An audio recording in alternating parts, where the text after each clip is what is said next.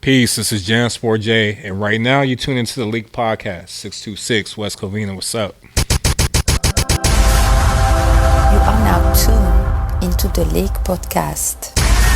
You gotta hit with the explosions. Come on, explosions is the fire. Yes. Hey, TZ was in here earlier. Every time he heard the explosions, he was going off doing his own drops. It was going crazy. Getting excited. Yeah, man. How you feeling, Wo? Mate, I feel fantastic. I'm really excited about this episode. Yeah, I feel like you are because, bruh, this dude, he be having he be making hip hop references from like back in the day. He's like, I'm showing my age. I'm like, nah, I need to learn it. I need to hit it. I'm proud of it. Yeah. Yeah. Right. Today, we have a special guest with us today, and man, I'm excited because he's Covina's very own. It's super close to home. Yeah.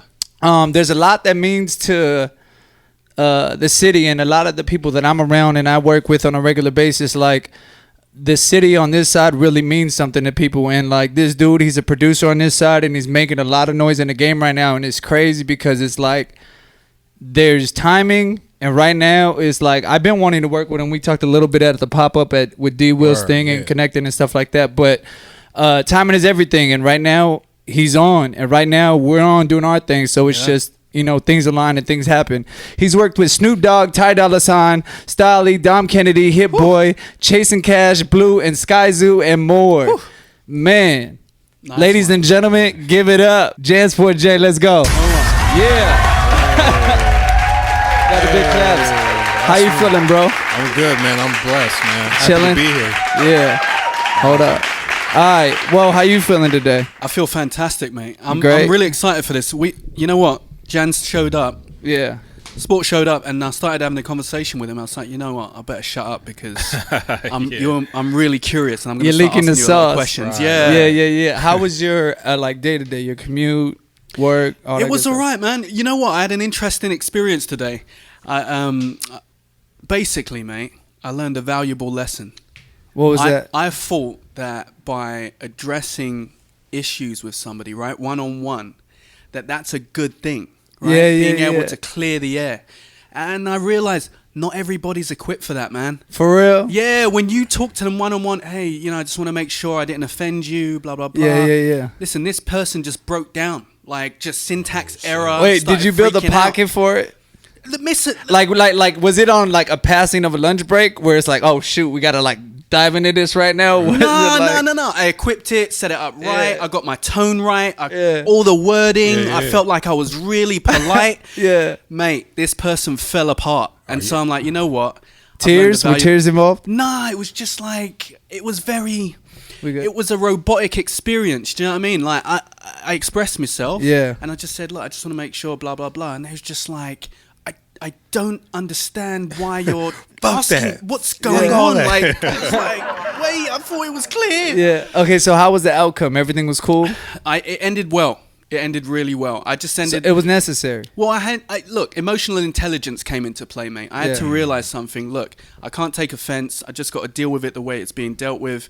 Allow them to come out of this without me offending them, and just listen. We can move on from it. Do you know what I mean? It was healthy. Fire. Yeah, great day. Healthy's important. How about you? How was your day today, bro? Man shit. Do you know what I mean? Yeah, for real. That whole look, I don't have time to be angry, so we'll figure this out. Like, I'll let you rock, and then whenever you're ready, like, man, cool. bro, when it comes to me and positivity, bro, I feel like I'm so insensitive, but I'm just guarding my peace so much. Yeah. I'm just like, oh, there's drama here. I gotta go that way. Yes. Let me duck and dodge. There's no time for that. Like, let me, you figure out whatever you need to figure out in the situation. I'm gonna be right here, ready to knock it out. Let me ask you a question. I really want to start asking you some questions about you, right? Okay. But I learned recently that it's possible to be addicted to drama. Yeah. It's possible to the point where if you haven't had any drama in your life recently, you naturally seek it, right? If you've grown up in that environment, and you're not even aware of it. Yeah, I feel like with some people it's a subconscious script. I just had this conversation with Teezy today. Like, there's people that like their way of living life is just a script, and like when you grow up, you're a mirror of your parents. You feel me? So whether you like it or not, there's just things that's just common. And if you decide to drop that stuff, then you could change it. If you decide to keep that stuff, then you could keep it. You feel me? But it's up to you to either run that script or change it. 100%. And your responses is the only way to change that script. But how hard is that, mate? I think most people like drama because they like attention and they like emotion, and it shows that people care about them and stuff. So if I can get some kind of reaction out of you, then like I know there's some kind of exchange going on here, that I have some type of value. It's weird and twisted, but like I've been talking to some homegirls about just dudes who like kind of pop back in. Like one of my homies, I feel like he's attracted to girls that argue with him or like do that stuff because it makes him feel special. Yeah, it makes him feel validated, and I'm like, bro, don't ever let a girl do that to you. I'm the opposite. I understand it, but I'm the complete opposite. Yeah, for real. So it's like a dysfunctional affirmation. Yes. That's a great term. Coin that. hey, now you know why I got him on the show. Exactly. You see what I'm saying? That's the balance right there, dog. Yeah, for real. We're going to get into some trending topics. Today's show is sponsored by Wildfire. It's the smoothest, affordable liquor. It's in all your liquor stores around you. If it's not, tap in. Let us get it in your city. They've been such a big contribution to our show. So, like, I want to start off with giving them thanks and, you know, props and all that good stuff. Absolutely. And this whole segment is dedicated to Wildfire. You know, I'm going to tell you. Like I said, I'm here for you tonight. If you want to keep going, I will keep going tonight. What's up? This is that Cat Fogg. If you want to keep going, I will keep going tonight. He's gonna stay. Read the comments, though. It's been love. I love you. I go by the name of Drake. Thank you for having me.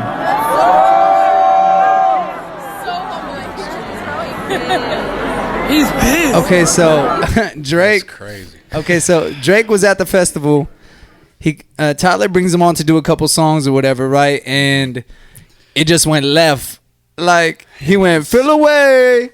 Gruesome. And it was quiet. Like, really gruesome. Yeah, but the craziest part is that when you look at the footage, Tyler was there in the middle the whole time. Oh, just Tyler like, was rocking. Oh, bro. He was in his own world. Oh, my God. Yeah. I feel like Tyler did that for him. Yeah. It's weird because it's a disconnect. It's I think Tyler came up on that whole kind of fuck you attitude. So a lot of his fans are like, you know, fuck all these popular artists, whatever. But Tyler is a music head first. Tyler loves Stevie Wonder. He loves Drake. He sees the value in music. So, you know, it would make sense for him to want to bring Drake out. Yeah. But for that crowd, like he said on Twitter, like, it was tone deaf for him to do that. But it's so weird to me. It really seemed like a good like encapsulation of this world right now, to have the biggest hip hop artist in the world show up as a surprise guest and get booed off a stage because they thought somebody else was going to be there. So out of their entitlement, they're angry, and it was just like this whole crazy kind of and you know what it is. I feel like he would have been a better fit because at the same time, Travis's festival was going on, and I feel like he would have been a better fit for that crowd. But then Travis brought out Kanye on one of his sets and all that stuff, and there's already like friction between Drake and Kanye and all that good stuff. So I understand why that didn't happen. Yeah. I don't know if he felt like because there was something happening he needed to be on, but Tyler with his crowd, he came out screaming at him, "Y'all better sing that shit," like crazy. And then Drake comes out, "Do you mind if I stay here for a while?" No, go, nigga. I think he handled that as well as he could, though, because I was actually watching his live stream when it popped up, and like he got met with the boos. So like when you starting off like that, and you got to do at least like 4 or 5 joints, like I think he handled it as well as he could. He handled it really gracefully, but I think one of the mistakes that gets made by some of these artists is just stop talking, mate. Just rock, rap, just sing, just go. Just do your Especially songs. if you're walking out to booze, like you already know what environment you're coming out to. Yeah. Just go. Do you think there was a minimum he had to do in order to get paid? Or do you think he got paid as soon as he showed up? I think he's getting paid regardless. You know what I'm saying? Like, at his level? Because, he's doing Tyler a favor. You seen his tweet after, or his post after that? So he got a 10-year deal now at that festival. He's like, I got my own residence. So there's a whole troll that goes on with it. And that's like, it's crazy. You know one thing I got to say about Drake, right? And even through that whole Pusha T thing, he is like Teflon, man. He's resilient. He is so resilient. He just, because I wondered after I saw this, I was like, how is he going to respond to this? And I did not see that coming. I didn't see his response, and it was the perfect response. He handled it well. Fantastic, mate. Fire. He should start a public relations company. For real. His PR company's doing great. Yeah. All right, let's run to the next one, see what we got. With this project, the reason why I chose Jansport J to produce the whole project is because we just connected on like a spiritual level and on a musical level. He saw my vision when I told him what I was going for. He crafted up the soundtrack for it, and it was just perfect. So I'm always into one producer project, especially when it's something that is close to the heart, and I really want to put out my message. Make sure you Cool. Talk to us a little bit about that. Yeah, I mean, this has been like a blessing to work with Stally. We connected through an A&R of his. He came out to LA last year. Just wanted to pick up some beats for Stally to see, what I have for him. So I played him some joints. He took him back to Atlanta. That's where he's at right now. And I guess a couple of them kind of caught his ear, but then we started just texting, and we just got to know each other on like a person level, like a human level. We had so many similarities, even within. And all that was in person through the phone, or? It was through the phone at first, through a lot of texting. He came out to LA, and it's crazy because I booked like a 4-hour session at a studio in Glendale, and we spent the 4 hours talking. We didn't record any music. That's fire. But that's when I knew. I said, "Oh, we're gonna make some shit." Like, we're tapping in. I think one of the gifts I have as a producer is I can kind of listen to somebody and see what their aspirations are, what their ambitions are, things that they want to speak on, and I can create that world for them. So going into this project, was it more like let me hear what he's trying to do and then try to create that, or is it? Do I just go in and be the best Jansport J I could be to match him, and like it becomes we're putting our best in, just, you know what I mean? I'm gonna do you do I'm gonna do me, you do you, and then we meet and then we just pick the best out of that, or are you tailoring a lot? So for me, it's important to always stay true, but then I have to kind of reach into my bag and see what would make sense to bring this artist into my world. Okay, so like Stally's kind of known for the trunk music, the 808 heavy, but when you hear his tone and when you hear his flow, it's somewhat reminiscent of Nas. So now I'm thinking, okay, I like Nas over drum breaks. So now my brain is thinking like, I can kind of hear a sound. Let me start sending him beats. I can tell what beats he's gravitating towards. Yeah. We start talking more and more, and now that I hear the things that he's talking about in his life, how he feels he's viewed in the industry and stuff like that. It's like, okay, I want to give you the canvas to paint that. So now I know what kind of record you need. It's funny because at first we were talking about the way records are made now, as far as like maybe you want to do 12-bar verses and shorter hooks and all that. And once we started really connecting, I was like, dog, you just got to rap. I don't want no structure. I will build around what you're doing, but you're in the space right now, especially he did Ramadan, so he did no writing during Ramadan. He was zoned in. And when he came out, he had so much clarity. It was like, I just want you to rap, just write. The crazy part is that's what the project sounded like. You feel me? Like it was a lot of rapping, and then you just hear the production just go off. And I'm like, yo, is this still the tape? I had to check the Spotify a couple times, and I'm like, oh, they just letting it breathe. I said, that's heavy. Yeah, it was important to do that. There was like a synergy. Like, look, I'm not a music impresario and all of that, right? But it was clear that like the music and his flow was just like, and not just his flow, but his tone, his voice just like meshed with the music so well. Clarity. That's what I tell a lot of people. He had a different level of clarity. He was tapped in. He knew what he wanted to say. You know, we spent like months just sending records back and forth, and like he would tell me he's writing or something. It might take a while, but right after Ramadan, it's like, yo, here's a reference. What do you think? Cool. Right. Like, and I'm saying, now I know now I know he's in the zone, and I have to just keep feeding him. And then at that point, once we started getting records, he trusted me to mold it to where it's like, okay, I want to put these beats in between. So in the beginning, like you go into just the sending music, going back and forth and all that stuff. When did you feel it get heavy? It got heavier, right? Because the content's thick. You feel me? And it's like, oh, you feel that like, okay, we're trying, we're hitting, and it's like, oh, okay, click, we got a groove. We at? He sent "Hold It Up" and "Peppermints and Water" in the same email. Crazy. So when he sent that back, I was like, okay. He's serious. He's ready now. Yeah. So that was one moment, like right after Ramadan, he sent those two. And then, we still had these records. We were still trying to find a time to put it out or how to wrap everything up. And so he started planning a tour, which he's on right now. And so once we had the tour dates in mind, it was like, okay, well, let's get this album done before then. So that's when he helped me become a better producer, because I'm quiet and reserved. Like, I'll speak up when I need to. But at that moment, I was like, cool, I'm taking over now. Give me the vocals. Let me get my mix engineer. We're doing this, and that. Stally, how does this sound to you?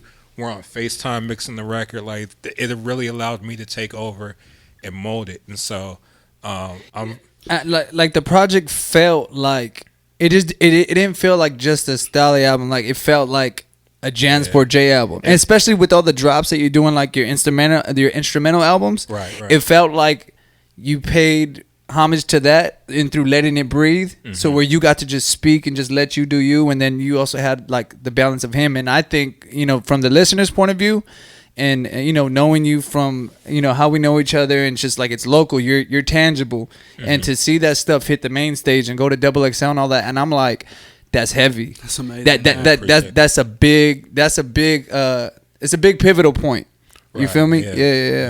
Yeah. No, it was it's crazy. Like moments like that, I just try and stay locked in on the art. I always tell people, when it comes to creating music, I just want to be in that moment. Like, let's just make whatever we're making, and then we could take a step back and figure out what scale this is on. And working with somebody like Stally is going to hit the XXLs and Hip Hop DX and BET Jams and all that stuff. So it was just a blessing to kind of show what I do somewhat in concordance with what he does on a bigger platform. Yeah. So.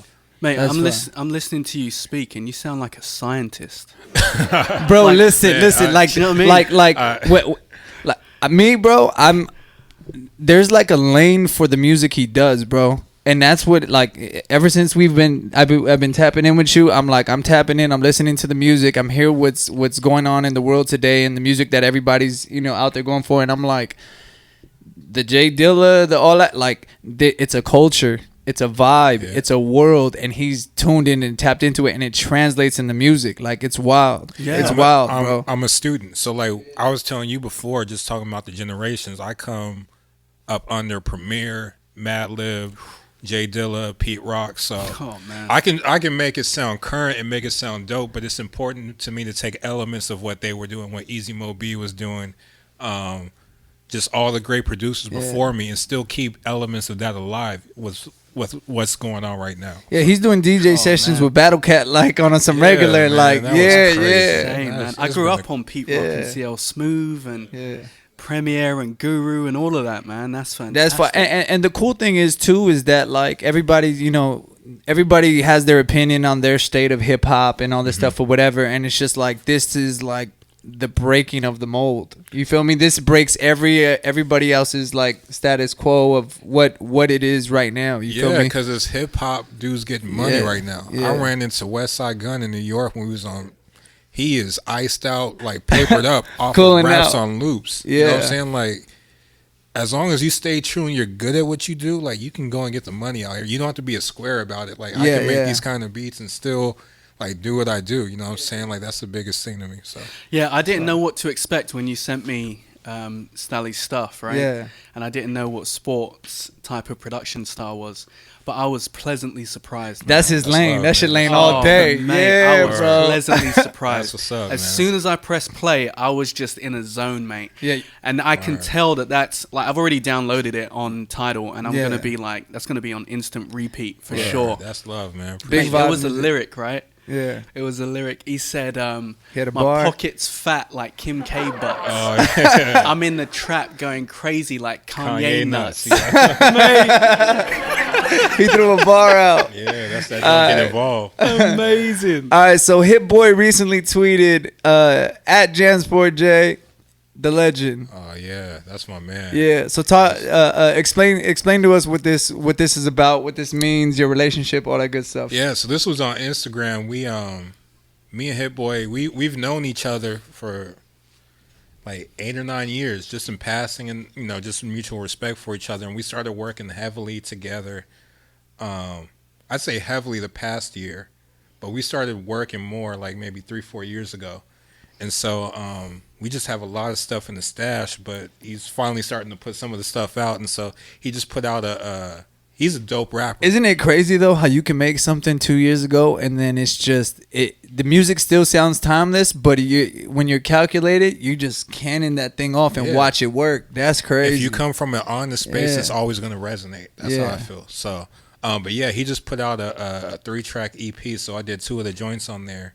And that's what that comment stemmed from, just shouting me out on there. Yeah, and what is your, like, does he put drums over the stuff you're doing, or he just lets you do you? We do a lot of different things. Like this one in particular, I just produced him outright, and he just rapped on them. But other stuff we do, I might chop up a sample for him, and then he'll take, because, some of my drums are kind of like nostalgic or whatever, so he'll kind of update it with some trap-type drums or whatever, so... Now we marry the worlds and they can go on the Yo Gotti record or something like that. So it's stuff like that, or he might even have a sample and he wants some like harder like hip hop drums on it. We honestly we spend a lot of time just sitting and chopping it up in the studio, and then whatever happens because we just been rocking for so long. So what was it like first stepping into the rooms like that, like?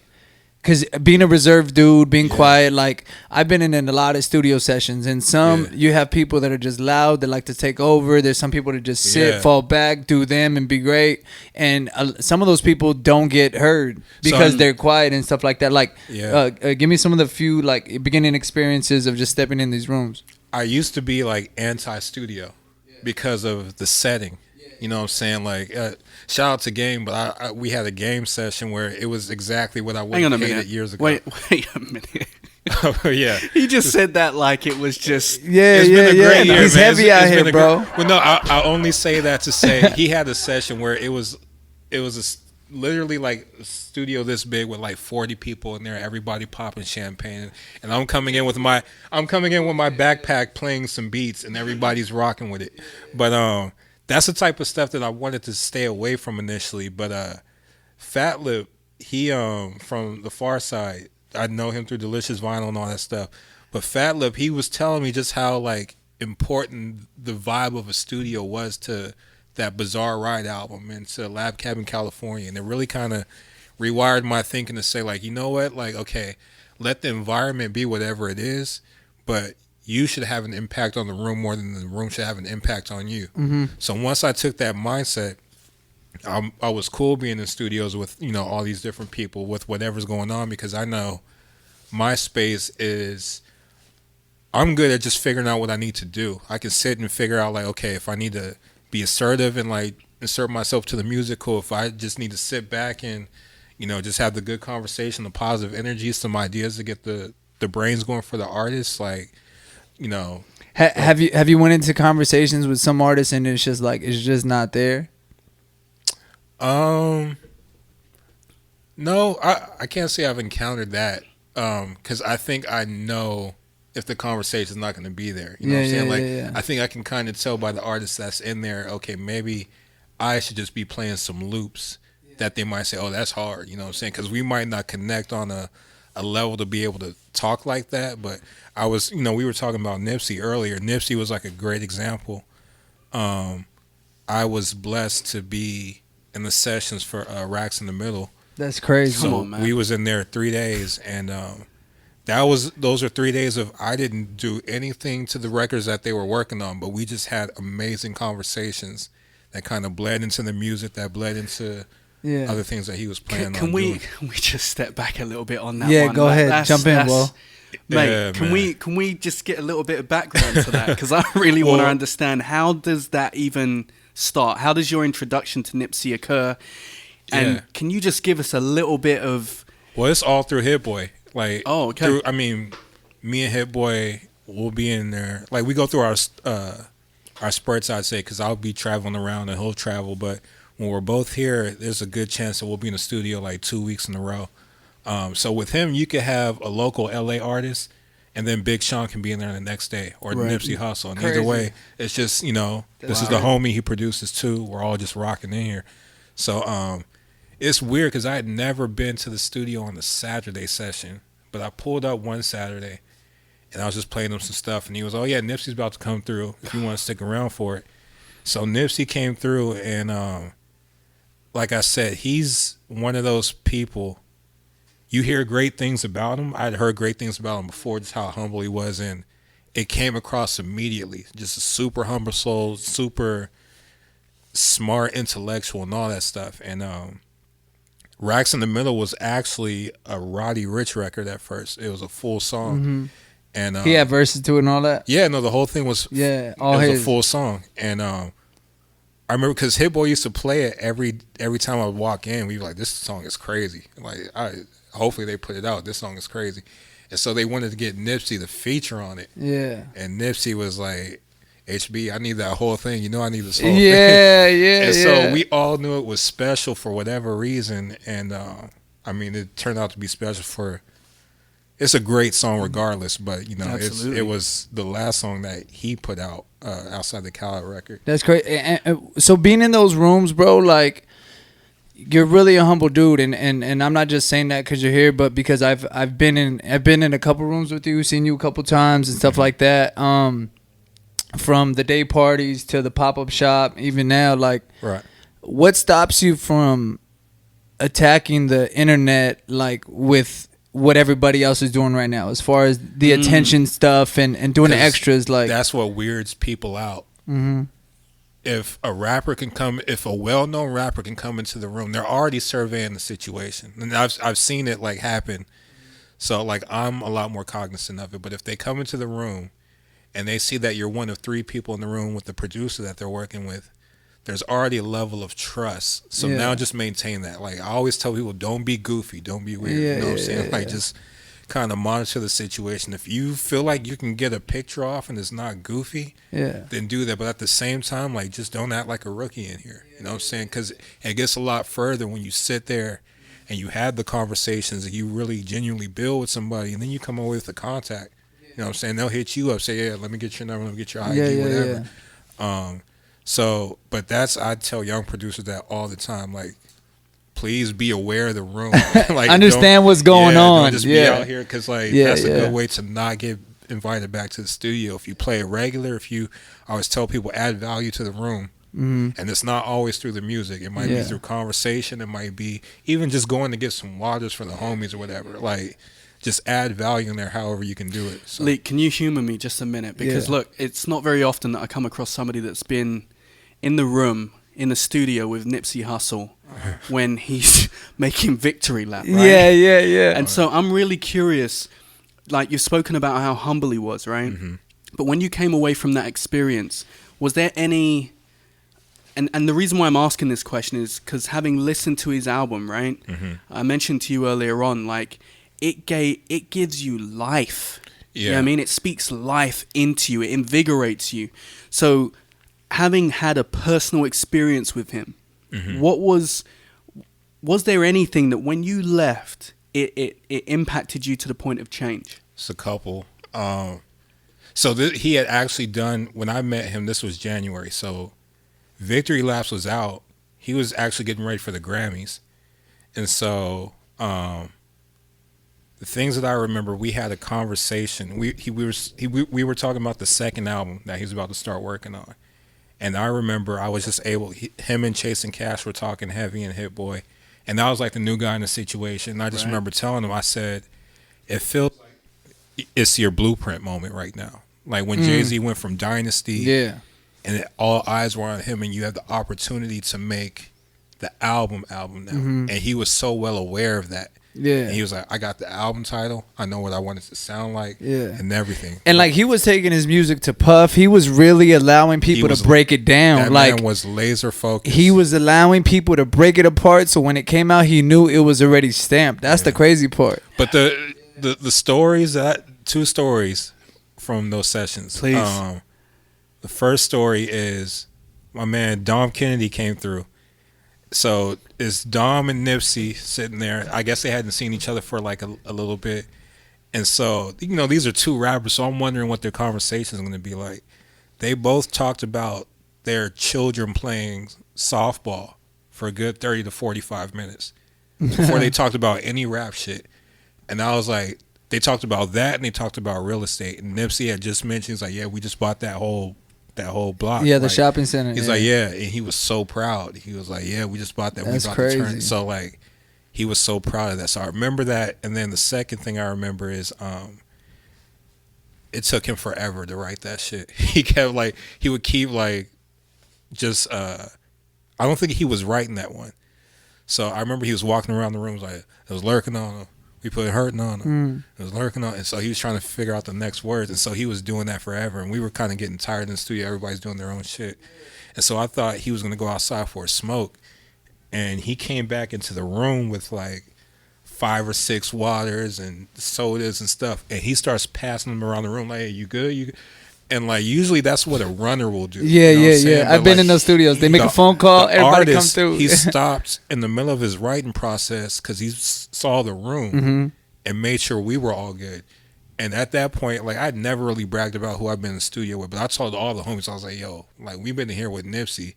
Everything you heard about this nigga, like, he is that plus some. So that's wild. And it's so dope. I feel like knowing your background, the stuff you're doing, I feel like you're going through the hip hop boot camp and you're crossing your T's and dotting your I's and working with the people you're supposed to work with, ground up, and checking in where you're supposed to check in to be a legend in hip hop. You know what I'm saying? Like, I see that for you already. And that's what has me excited to have you here, because I know, like, you're on a journey and you're moving heavy right now. And the crazy part about it is that the music isn't, like, it's not this high driven, like, boom, that just automatically gets it. It's like, no, there's a whole rhythm to it. Right. There's a whole pocket to it, you know? And that's the crazy, that's what I trip out on with your music. Like, I really had to take time to just take it in and understand it, because I'm used to all the other stuff. Yeah. That's love, man. I think I'm definitely being given a unique road, right? So when you have anything that you haven't really seen that road laid out before, there's an opportunity for greatness. And so that's what I'm trying to work towards, because I've just the past couple months, like, I've had the opportunity to sit in the room with Big Sean, and then do a remix that has Immortal Technique on it. Like, 2 drastically different worlds, but I'm still Jansport J. Yeah. You know what I'm saying? And that's what, like, I'm proud of. So I'm like, okay, how do I continue to maintain that and not tie myself to any lane? But, you know, my mantra is all attraction, no chasing. So how do I stay me and bring these worlds to me to, like, okay, cool, like, we fuck with sport because he can do this and he can do that. Either way, like, all attraction, no chasing. That sounds amazing. But listen, listen. You don't just, like, wake up one day and that comes into your mind and you live according to that, right? No, that's experience. The temptation to want to be able to just go for what's going to give you the quick dollar is there, right? Yes and no. How do you develop that? How do you develop that, man? I'm stubborn a little bit. I could be a brat when it comes to being, like, a creative, because like, my mom raised me, when I would do my homework, I might have messy writing, right? And she would make me rewrite it, and she would say, you have to do this all over, your name is on it. And that was like a life lesson early on. It's like, anything my name is on needs to represent me. So like, at that point, it's like you're saying, like, to do certain things for a quick, I could be a lot further if I would just, like, kind of get rid of it. That's not even that crazy. Like, it's not like it'd be like people be, oh, he's sold out, but it's just some things aren't, like, it just doesn't, I want to build a bigger narrative. There's, like, a bigger play in my head. So it's like, I take the longer way. But because I've taken that longer way, along that way, when you stay consistent, you build respect. And so people will say, like you were showing earlier, like, those nice things about you because you've just been out here running and moving the right way. Yeah. Just, like, beautiful, man. So, how does it feel to to just go into the lab and just start cooking up whatever you're doing, try to bring your ideas to your fingertips, make something, have something be produced, and then see it go to a full project and all the way into a visual? Like what is that process? What is that feeling like? It's still a trip to me because I was telling the homie Sally when we was out in New York, you spend so long crafting something, right? And it's your baby. You send it to a couple of your friends. You're listening to it by yourself for months.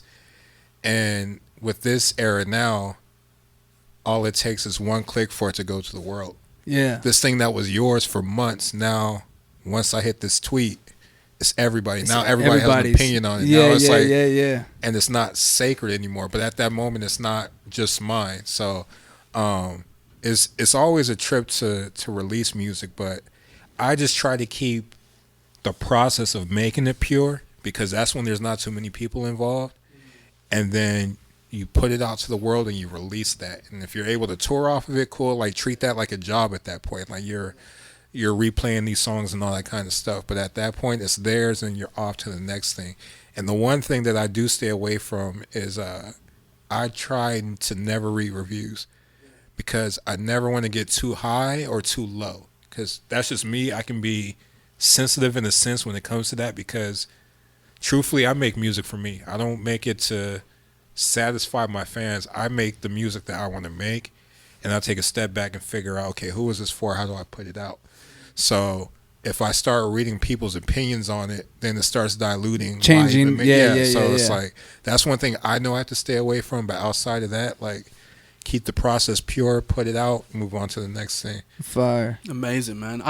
You know what? When I was listening to the music, I was like, I would love to hear like D'Angelo or Bilal or Jill Scott or he got the boom bap on lock. Well, I'm already knowing. Nuts, yeah. And I even saw you working with like Robert Glasper.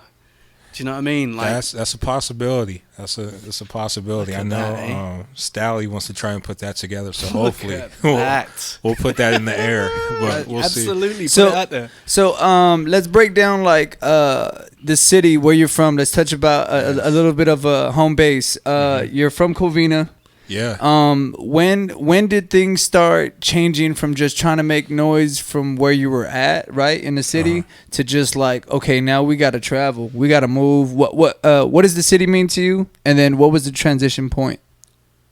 This city means, and it's weird because I can't say the city because to me it's West Covina, it's Covina, it's La Puente. Like these are like it's all this the side same. of town. Yeah. But this has always been central in my life to where my dad grew up out here. He went to Workman High, and my grandmother stayed off of Amar and Azusa. You know, like this has always been a hub for everything. I grew up at St. Stephen's Baptist Church, which like out here, you know somebody that went through that church. Like that's the hub of everything.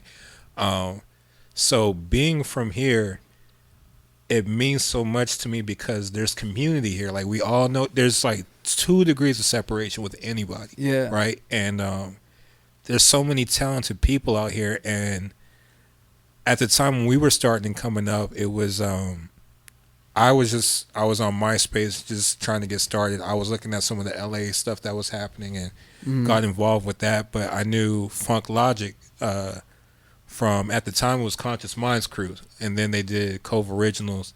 But that whole crew, I went to church with Funk Logic. Like we grew up in the same church. So from there, I met Hard Work, and we just had the same mindset of like, this is dope. Like we from West Covina, we from Covina, we from the 626, but we want to take that somewhere.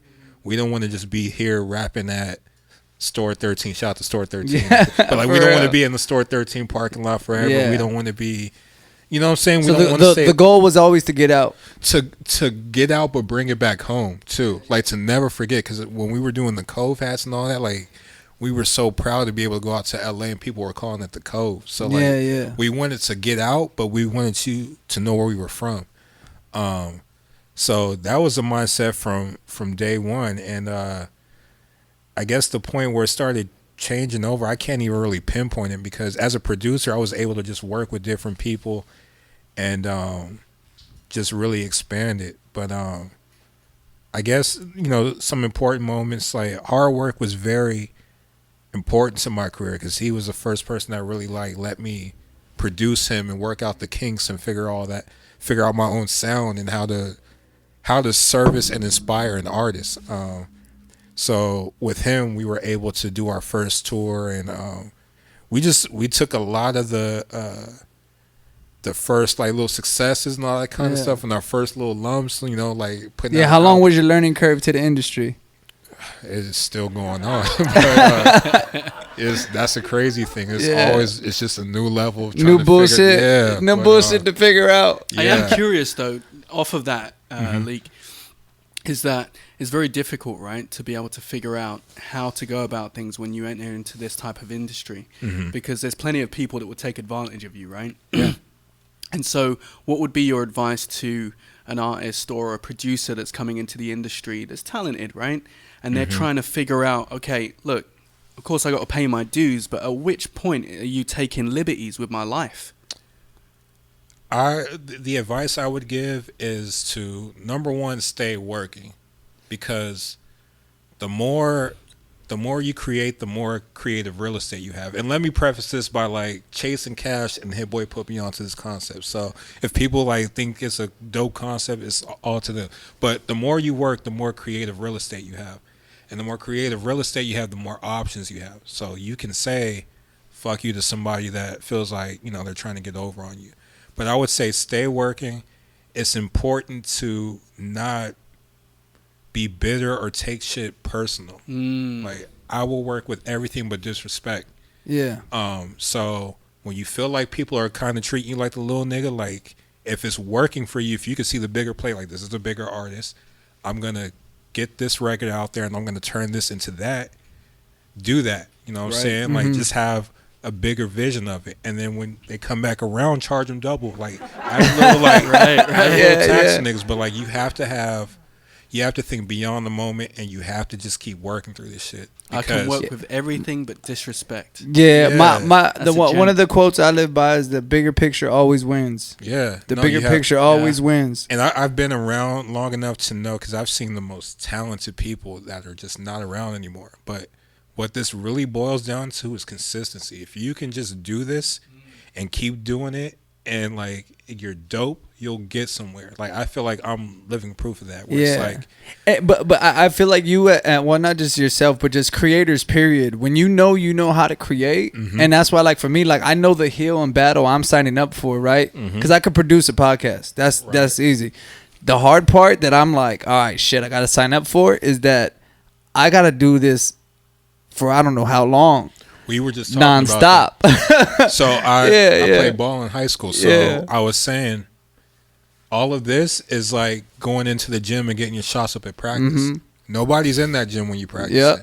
Bitch, you wasn't with me shooting in the gym. But you got to go in there every day. So when you at Arrowhead Pond for the state finals, whatever, and everybody's in there, it's not new to you because you've been practicing. Yeah. And that's what I can tell you guys is happening to me right now. There's so many random plays and situations coming in, but I'm not geeked out or surprised by it anymore. And at this point, I'm let's run it up. I'm ready. Let's run it up. That's why I've been having all these beats. That's why I got slept on. That's all these beats. Your confidence gets built over small victories. Yeah, and your L's too. When you learn that, when you learn how to take an L and how to move past it. Yeah, that's all the power you need. Yeah, because this game is about.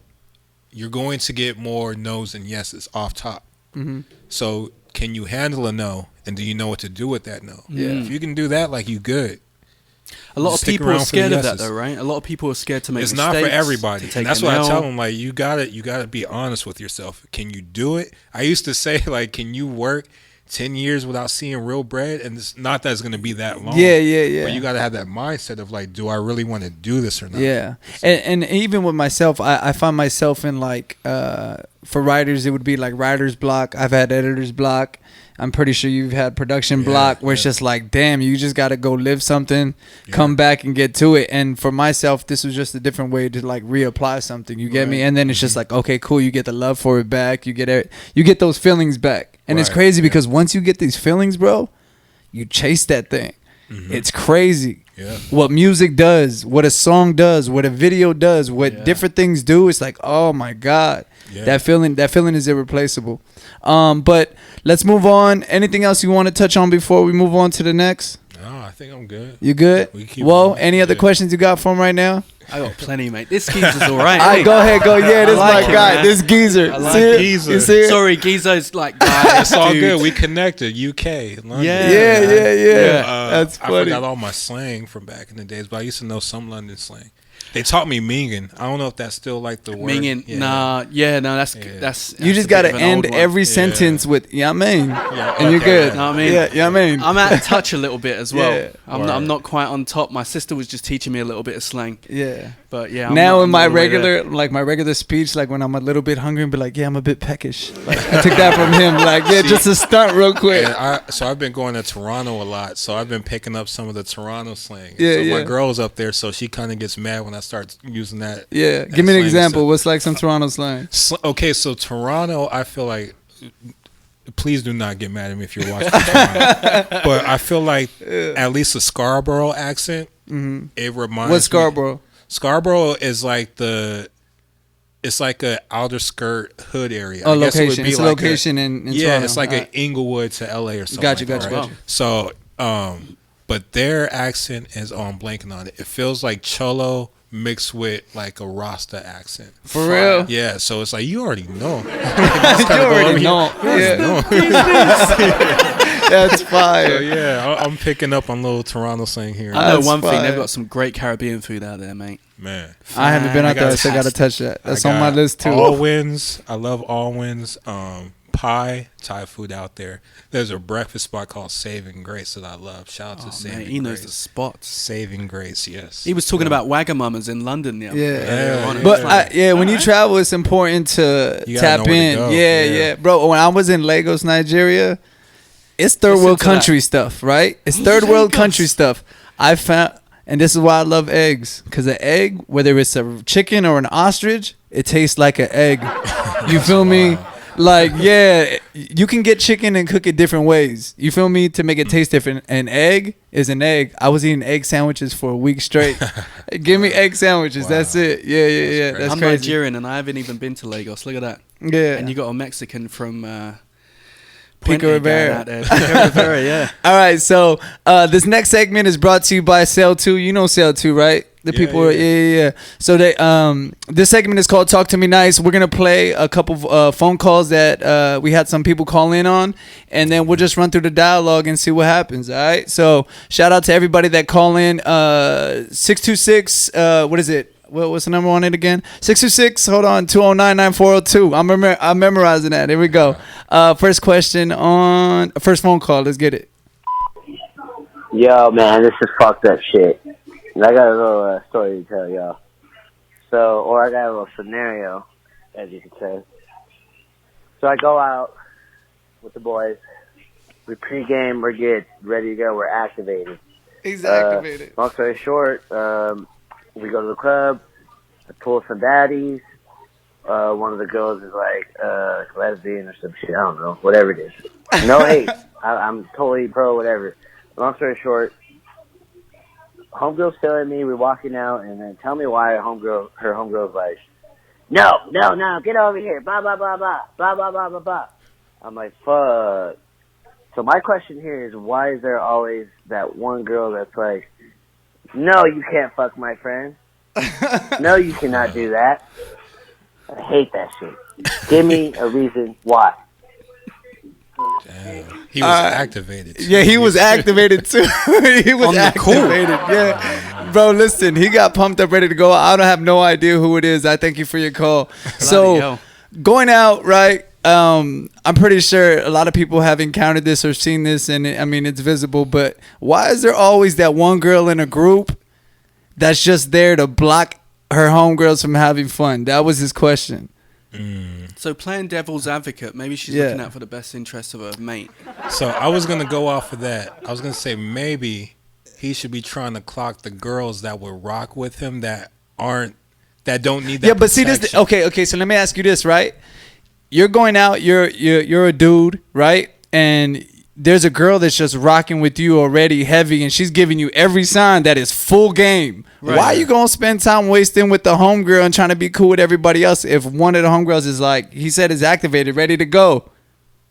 You feel me? As a dude, like, I just feel like there's groups of what I think what I'm saying is like, she should be present enough to tell her homegirl, chill, this is what I'm doing tonight. So if she's not in that frame of mind and like the hating homegirl is, obviously she might be a little like past where that's where things can get murky. Yeah, you know exactly. Like, and listen, she might. But usually it's the non-pretty one in the group that's doing that though. They're usually the most responsible.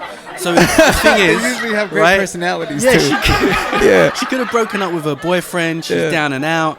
She's like willing to do anything in order to feel good about herself again. But her mate's looking at her and she's saying, you know what, you're going to regret this in the morning. I don't think it's a very good idea. And as a matter of fact, your boyfriend might still be looking out for you. So listen, pump the brakes. She's being responsible. What's happening tomorrow. Yeah, let's see what's happening tomorrow. As a guy, so put yourself in Young Woe's shoes. When Young Woe is running wild, right? When you're excited, you're going, you see your eyes on the prize and somebody just says, skirt. How you feeling? I'll be honest, mate. I didn't really. I wasn't too wild when I was young. No, but okay. Put yourself hypothetically speaking. In hypothetically, that you're excited to get something. Okay, let's say it's not even a girl, right? Let's say Jesus, who is it? No. Let's say it's a donut. Because this dude loves the food. He brought over chicken and donuts for me one time, and he was raving about them, right? On, that was fire. He made his family take a whole hour trip just to pick these things up. Let's say you got your eyes on a prize with something, and somebody just stops you from getting what you got your eyes on when every indication is you going to get it. Right. They don't want me to put on weight. So they're being responsible. But I've been around you plenty of times when you don't care about the weight. You're like, listen, mate. It's very true. I know this is sin, but I love it. Yeah, you've seen me when I'm cooking. And I don't really take too well to people getting involved with, you know what I mean? Between me and me meat. All right. Me meat. Pause. Hey, there's some English slang. Pause. Like America. I do have children, by the way, and I am married. All right, here we go. Next call. Hey guys, this is Joy, and I just need a bit of advice. I have a crush on someone here at work, and I want to know how to pursue that without ending up on the Me Too list. So help a girl out.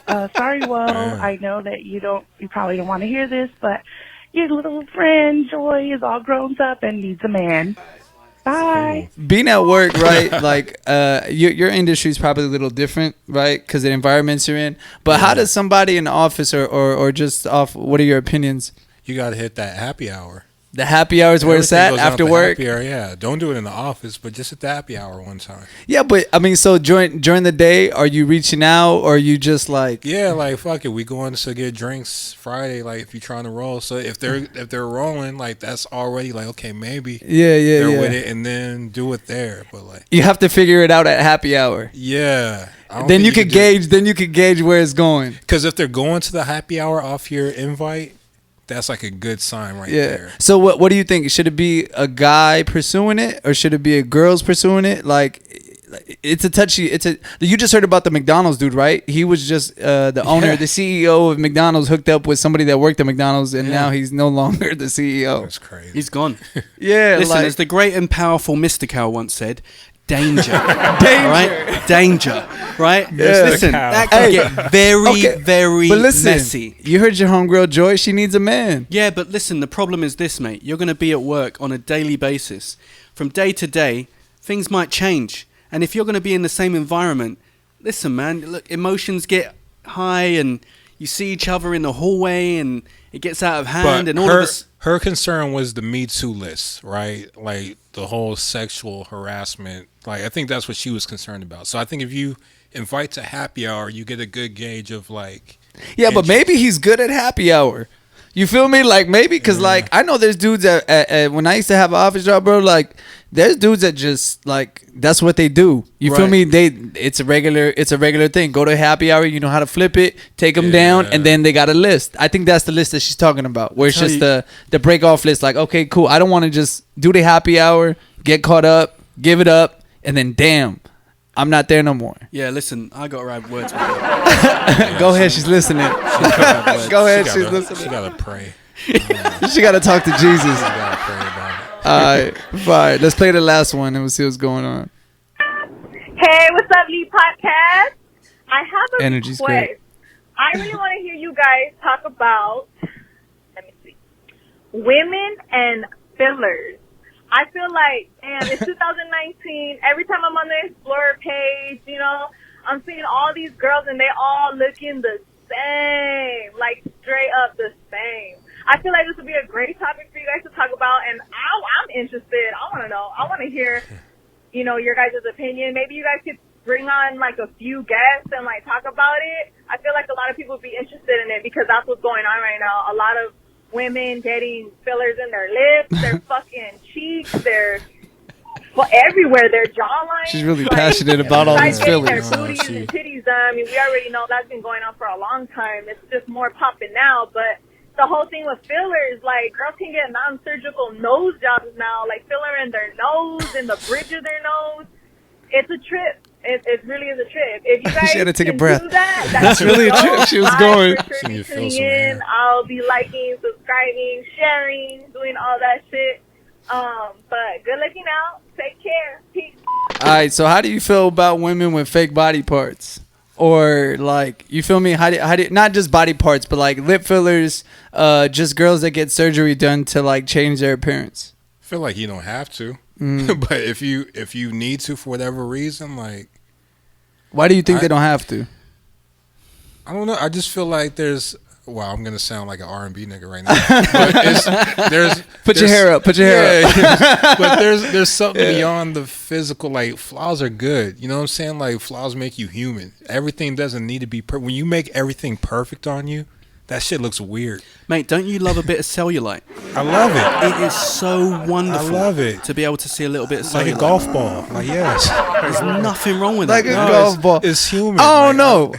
Your imperfection makes you perfect. Have you ever heard the term plastic makes perfect? That is a lie. No, there was my homie. He had a rock band. That was the name of one of his songs. Swear to God, plastic makes perfect. I think the ironic part about the fillers or whatever, just like plastic surgery, is that it kind of comes with like a stock face or body part. Mm-hmm. Like everybody starts having a similar looking thing. Yes. Yeah. So like everybody has the same pair of lips now when they got that filler. Yeah, like, they've got this Kermit the Frog look, right? Yeah. On every single girl with exactly the same tan, with exactly the same hairstyle. Bro, that show Nip and Tuck is crazy.